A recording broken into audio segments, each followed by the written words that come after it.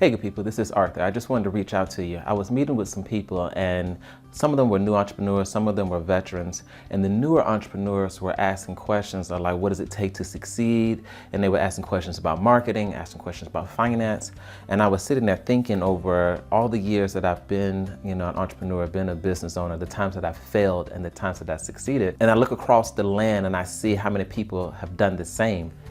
It really only boils down to about 5 things, right? And if you have these 5 things, then success in entrepreneurship is in your DNA. And I think you'll be that much closer to being successful. Now, if you don't have them, you can learn them, and then you just have to constantly work on them. So let's just get right down to it. So the first thing is entrepreneurs, the successful ones, don't conform to the rules of society just for conformity's sake. So they look at the rules and they assess them and they see whether it's relevant to their situation. And that's contrary to the norm, because from elementary school, we've been taught to conform to whatever rule that we're given without question. You are rewarded if you follow the rules, and if you don't follow the rules, you get punishment, bad grades, loss of job or things like that. And since that's ingrained in us, we never really deviate from it. But entrepreneurs in their DNA are born to question the rules. Which rules are applicable to me? Which rules are bad rules? So that's 1. 2, entrepreneurs have to play at being flexible and rigid at the same time. So what do I mean by that? You have values that you will not go against. So you want to be honest, you want to be true to your word, you want to give quality, you want to go fast. Whatever those things are, you hold to that. But everything around that, you're flexible. So for instance, if you want to open up a restaurant and you want to have pizza and no one comes, but when those that do come, they love your French fries, a real entrepreneur would say, you know what? I'm gonna let go of the pizza and I'm gonna embrace the French fries because the French fries are what's selling. You see what I mean? Flexible and rigid at the same time. Number 3, and this one is really hard, particularly for like the artist type, and for the ultra conservative type, rejection doesn't hurt you at the core. When you decide that you're going to be an entrepreneur, you are deciding to face rejection head on. You're deciding to wake up every day and seek out more opportunities to be rejected, because that's where the growth is. And where the growth is, that's where the possibility of profits are. And where the profits are, that's where the opportunities are. But for every 1 yes, you may have to hear 10 no's. For every 50 yeses, you may have to hear 5,000 no's.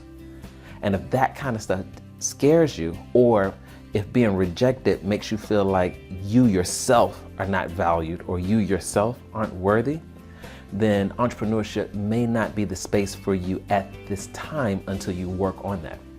With entrepreneurship, you have to understand that rejection isn't about you.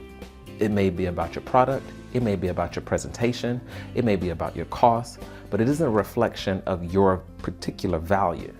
So you have to hold on to that, and everything else you can just adjust. So number 4, and that's really kind of piggybacking off of number 3, entrepreneurs look at rejection as an opportunity to improve, not a reflection of their character. So when I put out the first company, no one came. And so there were times where I had to question, did I have what it takes? Me on the inside, did I have what it took to be successful? And that's a battle that you're always working against, because the world and your family and your friends and society will tell you that you're not good enough. And you're gonna have to figure out a way on how to overcome that and then also become good enough. And that's challenging, but that's the life of an entrepreneur. And then the last one, and this one I really didn't learn until the 4th business failure. And I say that because I realized that, people say cash is king and all this other stuff, and that's true. But if you don't have relationships, if you lack the capacity to make friends, then you're dead in the water before you even get started. There's that saying that no man is an island entire of itself. That is true in business. If you want to go fast, yeah, go by yourself. But if you want to go far, you want to build something sustainable, you got to go together. You have to build your team. You have to be able to go into a room and meet people and be authentic enough to where they want to talk to you more.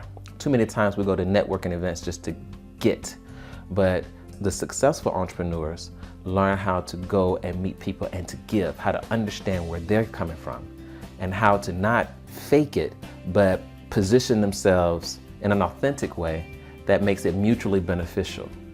Because essentially that's all business is. You are meeting someone and they have a need, you have the solution to their needs, and so you are rewarded with profits, they are rewarded with the solution to their need. It's mutually beneficial. And that all starts on your ability to make friends. So that's it. Those are the 5 things. But if you have these 5 things in you, the ability to not conform just for conformity's sake, your ability to be flexible and rigid at the same time, the ability to not let rejection truly decimate who you feel you are, the ability to look at rejection as an opportunity to improve, not a reflection of your character, and then your ability to make friends. If you have those, then you have all the inside ingredients to be successful. Everything else can be taught.